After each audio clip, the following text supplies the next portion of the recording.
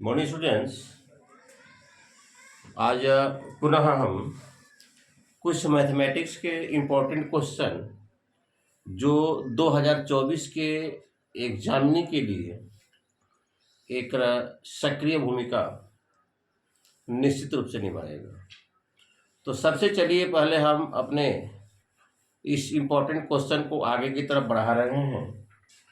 हर संभव ये क्वेश्चन पूछा जाता है कि नंबर 1 मैं बता रहा हूँ 2√3 minus 2√5 minus √3 is irrational is an irrational prove करना है, एन इरेशनल प्रूव करना है। तो डियर स्टूडेंट, जितना शॉर्टकट में हो सके, क्योंकि ये 2 मार्क्स का क्वेश्चन रहता है, तो आपको पता है collection of the nominated in the denominators, but nominators and denominators have only one common factor, which name is the one। यह प्रायः P बटा Q के रूप में होता है और स्टैंडर्ड फॉर्म जो होता है उसका अंश और हर में एक ही कॉमन फैक्टर होते हैं। तो मान लिया जाए, जब इसको हम थोड़ी देर के लिए रेशनल मान लेते हैं, तो लेट बी 2√5 माइनस √3 बराबर a बटा b, where b is equal not 0। यह देना मस्ट इसलिए कि अगर b 0 हो जाता है तो ये नॉन डिफाइंड हो जाएगा। अब चलिए, अगर 2√5 लिखते अगर है तो a बटा b प्लस √3 हो जाएगा। 2 है, √3 हो जाएगा, और 2 बराबर लिखते हैं तो a अपन b और प्लस √3 गुना 1 बटा √5 गुना √1 बटा 5। आप देख रहे हैं कि यह इरेशनल है, यह भी इरेशनल है और यह रेशनल है। आपको पता है कि sum of rational and the irrational will be irrational, and the sum of rational and irrational is the multiply of any irrational will become irrational। आप देख रहे हैं कि यह रेशनल है और ये आपका इरेशनल है, इसका सम भी रेशनल होगा, और गुना करेंगे इरेशनल से तो इरेशनल होगा, लेकिन ये 2 क्या आपका रेशनल है। तो रेशनल बराबर इरेशनल कभी नहीं हो सकता है। Hence 2√5 minus √3 is an irrational. अगर इसको अंत्यत ही शॉर्ट फॉर्म में दीजिएगा, तो अब देखिए, अगर पूरा शॉर्ट में इसको बनाने का आप कोशिश कर रहे हैं, तो देखिए सबसे पहले आप क्या लिखेंगे, here 2 is rational, √5 is irrational। We know that rational into irrational will be irrational. Hence 2√5 will be irrational. We know that √3 is irrational. So difference between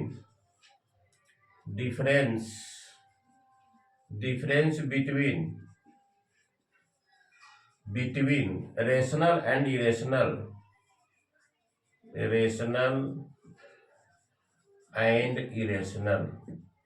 will be irrational। इतना भी अगर आप लिख सकते हैं जहां कुछ नहीं लिख पा रहे हैं, जैसे मान लिया जाए 2√2 एक इरेशनल है, प्रूव करें, तो hair 2 is the rational, √2 is irrational। We know that product of rational and irrational will be irrational। अतः 2√2 एक अपरिमेय संख्या है। 2√5 माइनस √3, यहाँ पर 2 है रेशनल, √5 है इरेशनल। रेशनल और इरेशनल का प्रोडक्ट होता है इरेशनल, तो हेंस 2√5 विल बी रेशनल, और हम लोग इन्वर्सल तौर पर जानते हैं कि √3 एक इरेशनल है और दोनों का डिफरेंस अगर सेम टर्म नहीं रहता है तो दो इरेशनल का डिफरेंस इरेशनल ही होता है। ये आपका परीक्षा में 2 नंबर के पूछे जाते हैं या 3 नंबर के पूछे जाते हैं, या ऑब्जेक्टिव में पूछता है व्हिच इरेशनल। ऑब्जेक्टिव में कभी कल पूछ देता है कि हु इज इरेशनल, उसमें आपको ऑप्शन रहता है मल्टीपल चॉइस का क्वेश्चन का। अब 2 नंबर का क्वेश्चन रहता है what is the relation between the. 2 number के क्वेश्चन में what is the relation between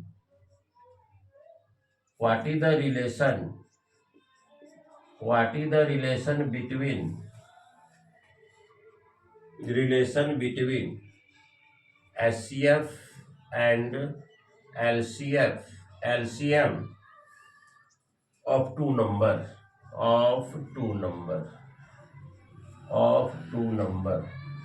2 number के एलसीएम और एचसीएफ में क्या संबंध होता है। तो डियर स्टूडेंट, प्राय इससे संबंधित प्रश्न 1 या 2 नंबर का मल्टीपल चॉइस में शॉर्ट क्वेश्चन में पूछे जा सकते हैं। हम जानते हैं एलसीएम इंटू एचसीएफ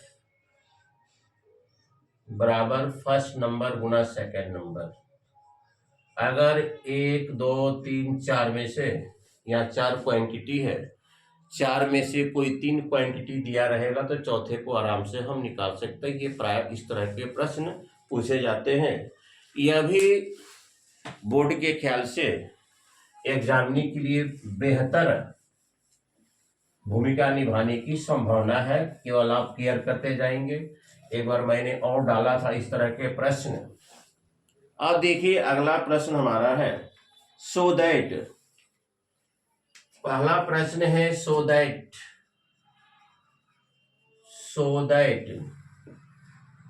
इक्वेशन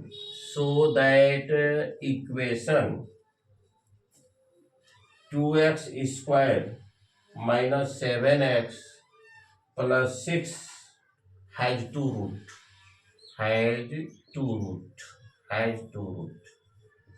ये दिखाना है कि इसके 2 आंसर होते हैं, 2 सॉल्व होते हैं, 2 रूट होते हैं, 2 जीरो होते हैं।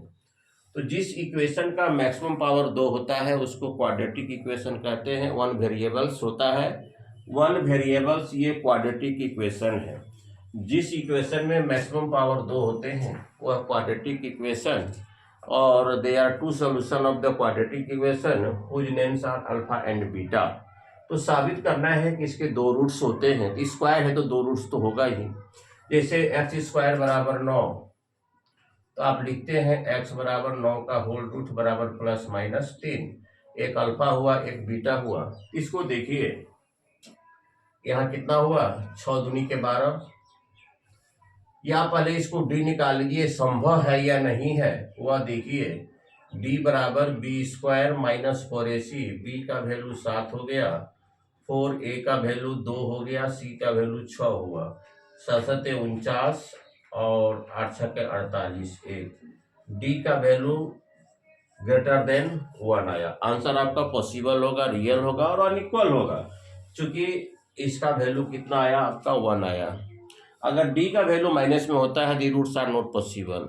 अगर d का मान 0 से बड़ा होता है तो अनइक्वल पॉसिबल।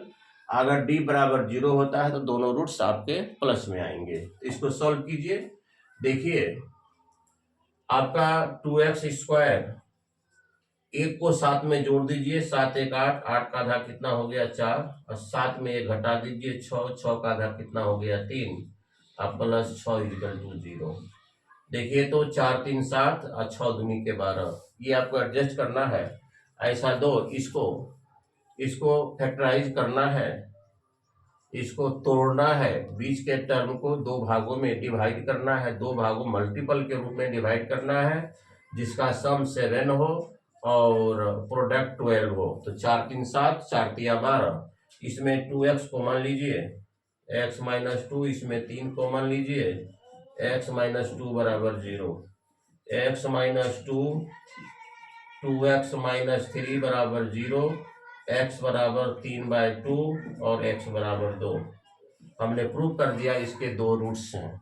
ऐसे भी जो क्वाड्रेटिक इक्वेशन होता है उसका 2 रूट्स होता है, लाइनर इक्वेशन का 1 रूट्स होता है, क्यूबिक का 3 रूट्स होता है, टेट्रा का 4 रूट्स होता है। परीक्षा में पूछता है how many are solution of the tetra equations, tetra polynomial, उसके 4 रूट्स होते हैं, और क्यूबिक का 3 रूट्स होते हैं, क्वाड्रेटिक का 2 रूट्स होते हैं, और लाइनर का 1 रूट्स होते हैं।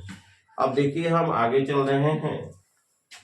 अब हम आगे की तरफ अपनी यात्रा को बढ़ा रहे हैं और ध्यान केवल रखे रहेंगे। और देखिए आपको हर दृष्टिकोण से निश्चित रूप से सहयोग करेगा। जो विद्यार्थी 2024 के बोर्ड एग्जाम में अपीयर होने जा रहे हैं उनके लिए एक बहुत ही मोस्ट इंपॉर्टेंट क्वेश्चन है। Find the fourth vertex. एक पैरेललोग्राम आपका है, दी पैरेललोग्राम, ये आपका एक पैरेललोग्राम है। पैरेललोग्राम का मतलब क्या होता है आप लोगों को सबको पता है। पैरेललोग्राम का मतलब होता है ऑपोजिट एंगल बराबर,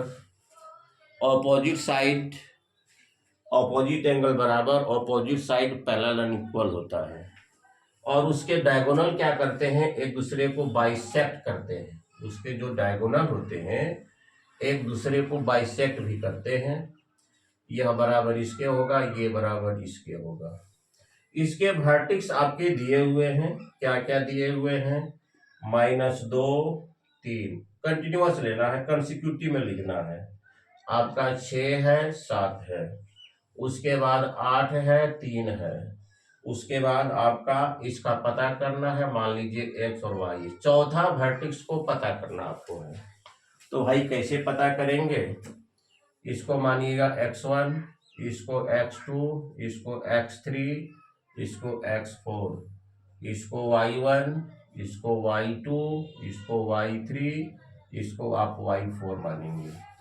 एक पेयर x ऑर्डिनेट का लेना है, इसमें से भी एक पेयर x ऑर्डिनेट का लेना है, और अपन 2 करके क्रॉस मल्टीप्लिकेशन कर देना है। x1 प्लस x3 अपन 2, x2 प्लस x1 अपन 2। अब देखिए x1 का वैल्यू कितना है, -2, x3 का वैल्यू कितना है, 8 अपन 2,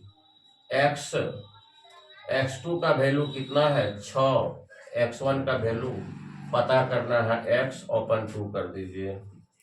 इस प्रकार से कितना हुआ, 8 में 2 गया 6, 6 दूनी के 12, इधर हो गया 2 6 के 12 और 2x हो गया। 12 में 12 घटाइएगा आपका 0 होगा, बराबर 2x, x बराबर आपका 0/2 बराबर 0 होगा।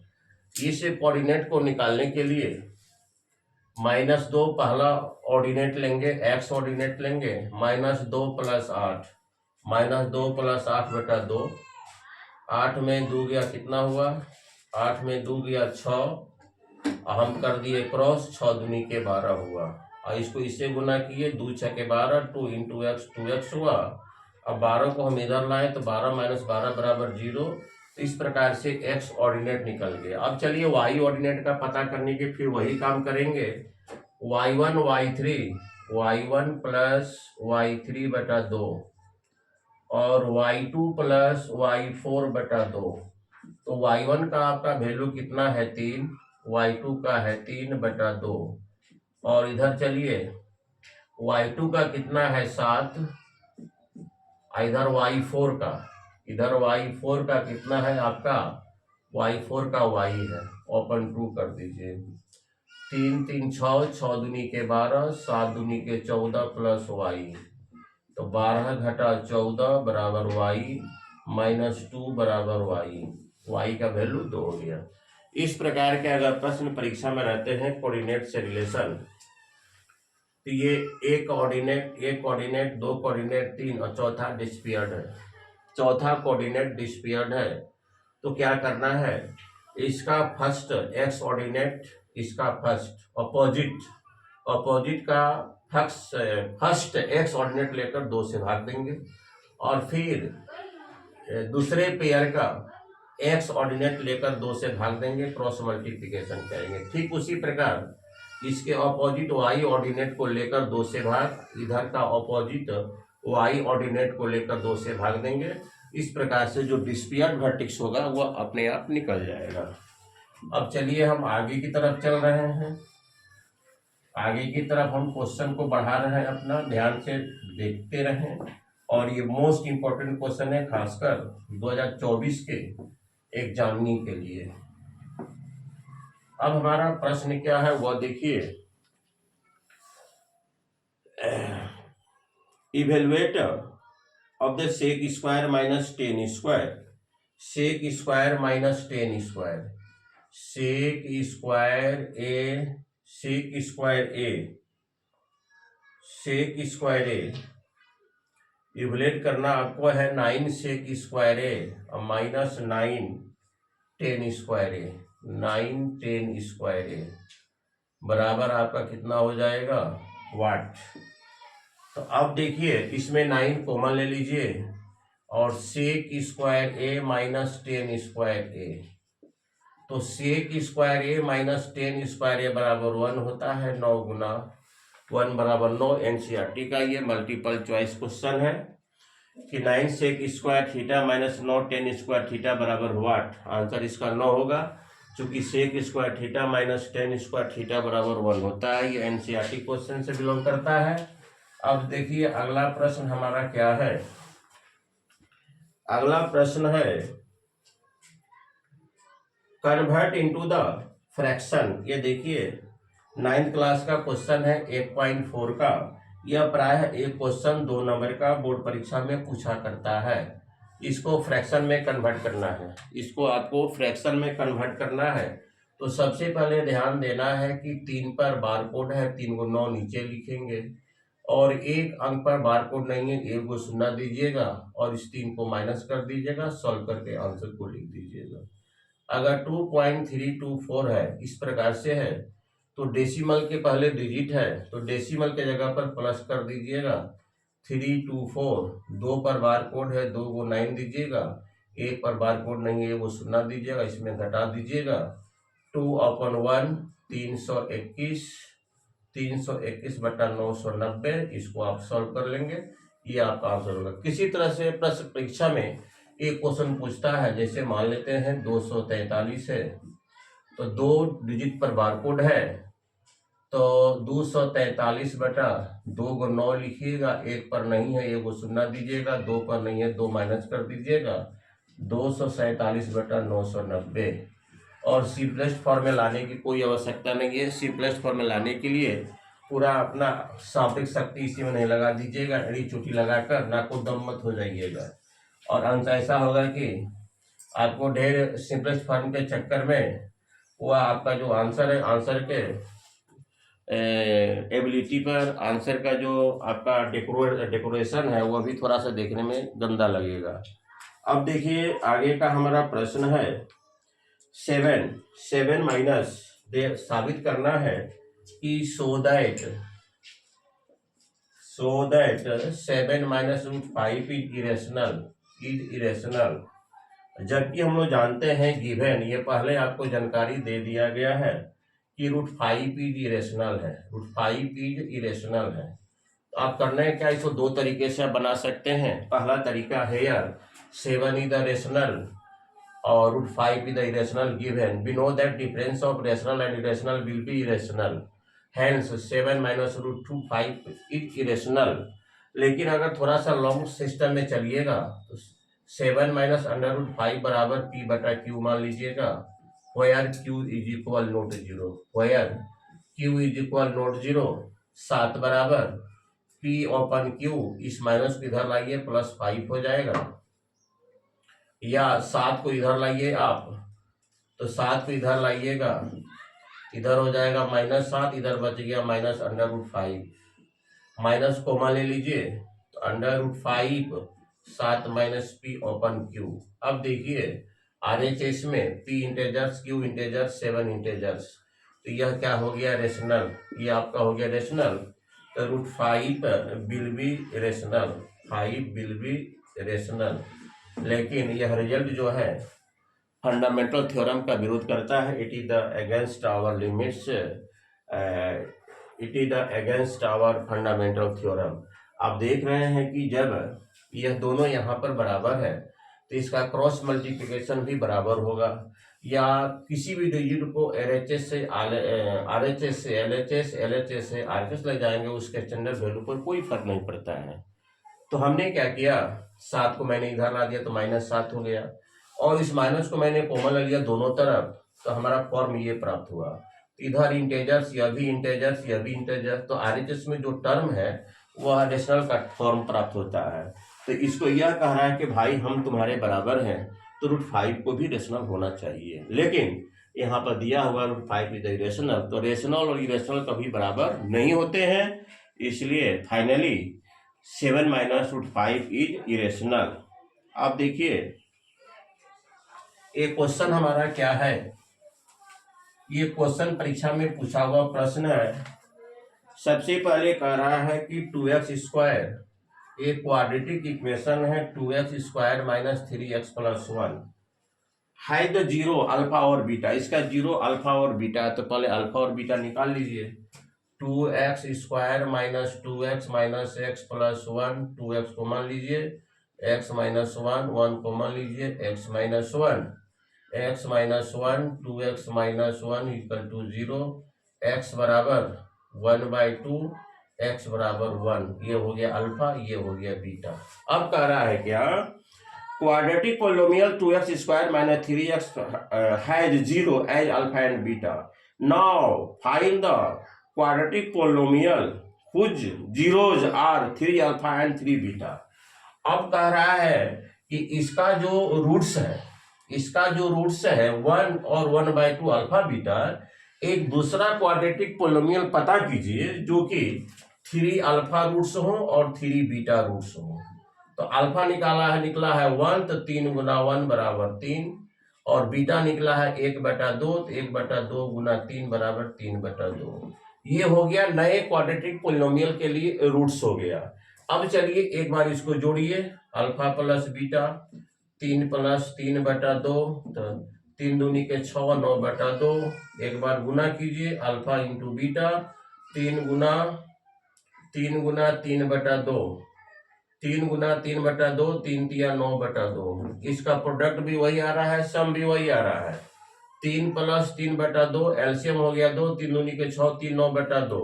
अब प्रोडक्ट भी वही आ रहा है। अब इसको सूत्र बैठा दीजिए, x² - alpha plus beta into x, alpha into beta = 0।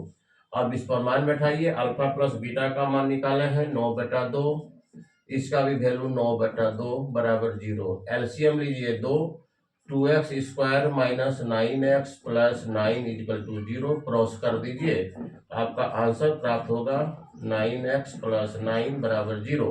हमारा क्वेश्चन था एक क्वाड्रेटिक इक्वेशन, एक हमारा क्वेश्चन था एक क्वाड्रेटिक इक्वेशन 2x² - 3x + 1 है, और इसका जीरो अल्फा और बीटा है।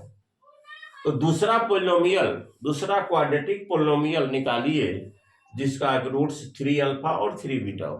तो सबसे पहले मैंने इसको सॉल्व किया, अल्फा बीटा का मान निकाला, अल्फा 1 आया, बीटा 1/2 आया। अब इसका 3 गुना किए, इसका 3 × 3 हुआ, इसका 3 × 3/2 हुआ, और फॉर्म पर एक बार जोड़े, एक बार गुना किए, और इसके फॉर्म पर हम बैठा दिए। इस प्रकार से आज का जो मैंने क्वेश्चन बताया, ये मोस्ट इम्पोर्टेंट क्वेश्चन है 2024 के स्टूडेंट्स के लिए, और इसी प्रकार से मैं कुछ न कुछ आप लोगों को सहयोग करते रहेंगे, और हमारे चैनल को जहाँ तक हो अरेंजमेंट करने का कोशिश करेंगे। Thank you very much.